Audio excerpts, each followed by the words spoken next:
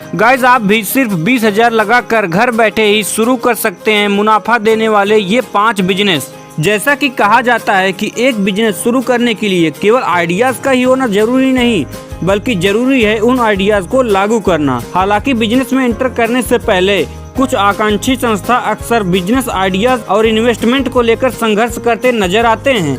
आपके पास भले ही अनेकों आइडियाज क्यों ना हो, लेकिन कई बार ऐसा होता है कि उन आइडियाज को प्रॉपर डायरेक्शन नहीं मिलती और आप अपना प्लान बदल देते हैं।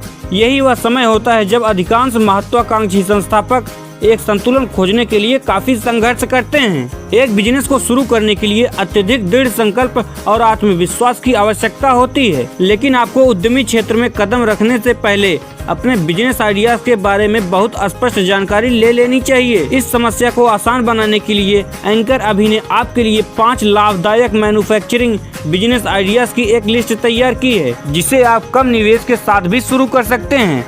उसमें पहले नंबर पर है हस्त निर्मित मोमबत्तियां। कैंडल अर्थात मोमबत्तियां हमेशा डिमांड में होती हैं, इसलिए यह एक बेहतर लोकप्रिय बिजनेस ऑप्शन है। मोमबत्तियों की परंपरा मांग और धार्मिक और बजट के उद्देश्य से की जाती हैं। त्योहार के दौरान मांग बहुत ज़्यादा अधिक होती है। इसके अलावा इन दिनों कई रेस्तरां, घरों और होटलों के साथ सुगंधित और चिकित्सक मोमबत्तियों की भी मांग बढ़ती जा रही है, ताकि वे इस मोमबत्तियों से एक खास माहौल बना सकें। मोमबत्ती को बनाने के व्यवसाय को घर से लगभग 20 से 30,000 रुपए से कम निवेश के साथ शुरू किया जा सकता है। व्यवसाय शुरू करने के लिए उपयोग किए जाने वाले कच्चे माल में मोम, बाती, सांचे, धागा, सुगंधित तेल आदि शामिल है। दूसरे नंबर पर है हस्त निर्मित चॉकलेट। जब चॉकलेट की खपत की बात आती है तो भारत एक चार्ट में सबसे ऊपर आता है। चाहे मीठा हो या खट्टा, चॉकलेट हमेशा मूड लिफ्टर और स्ट्रेस बस्टर होता है। मिल्टन के अनुसार भारत में 2015 से 2016 के बीच खुदरा बाजारों में चॉकलेट कन्फेक्शनिंग की बिक्री 13% बढ़ चुकी है। इसलिए यदि आप इसका बिजनेस शुरू करना चाहते हैं तो आपके पास कोई आइडिया नहीं है, तो चॉकलेट का निर्माण एक आकर्षित अवसर हो सकता है। आपको इसे शुरू करने के लिए प्रोडक्ट लाइन डेवलप करने की लिए आवश्यकता होती है। कच्चे माल और पैकेजिंग को खरीदने के लिए 40,000 से 50,000 रुपए की अनुमानित पूंजी की आवश्यकता होगी। हालांकि यदि आप इसे बड़े पैमाने पर उत्पादन करना चाहते हैं तो इसके लिए आपको मशीन भी तैनात करना होगा, जिसके लागत में 2 से 3 लाख रुपए तक की बढ़ोतरी हो सकती है। तीसरे नंबर पर आता है नूडल्स। नूडल्स विशेष रूप से जल्दी तैयार होने वाला नूडल ग्रामीण और शहरी बाजारों में भी अधिक लोकप्रिय है।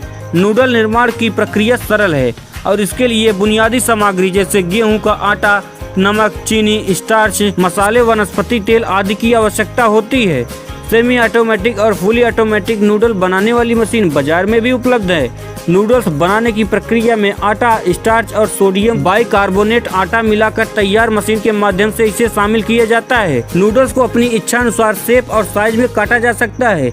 इसके अलावा इसे सुखाकर पैक भी किया जाता है। चौथे नंबर पर आता है डिस्पोजल प्लेट एंड कप।